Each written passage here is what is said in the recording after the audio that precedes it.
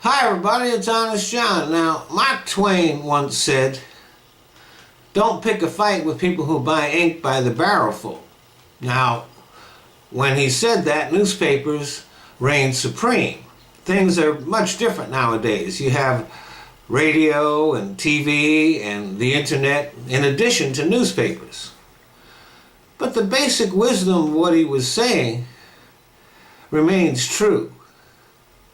Now, it is natural that the press and politicians often have a testy and contentious relationship. Reporters dig around for stuff that politicians don't like to have exposed. Just ask Anthony Weiner. And he's just one example of a politician whose career was ended by the press. And then there are things that the government legitimately wants to keep secret. But most politicians do try to maintain good relations with the journalists who follow them. But not Donald Trump. Donald Trump has been at war with the media since very early in his campaign. And that hasn't changed now that he's in the White House. And of course, Trump has a little bigger problem than most politicians do because he's a compulsive liar. And he doesn't like it when the media corrects him and exposes his lies to the light of day. Trump wants everybody to believe that his administration is running smoothly. The truth is the exact opposite. It is off to a very rocky start. For example, there was the disastrous raid in Yemen.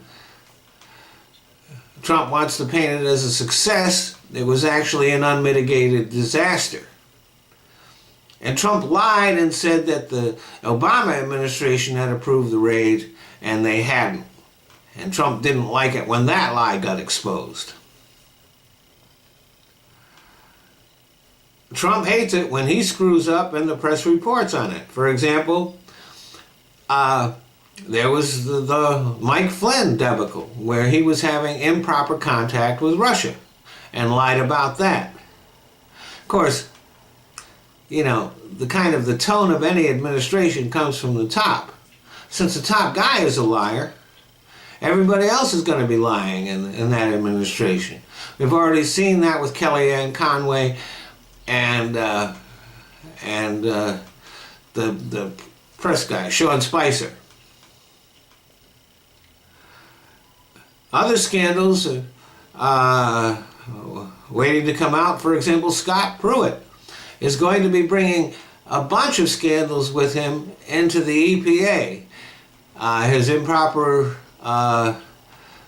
collusion with the oil companies, and also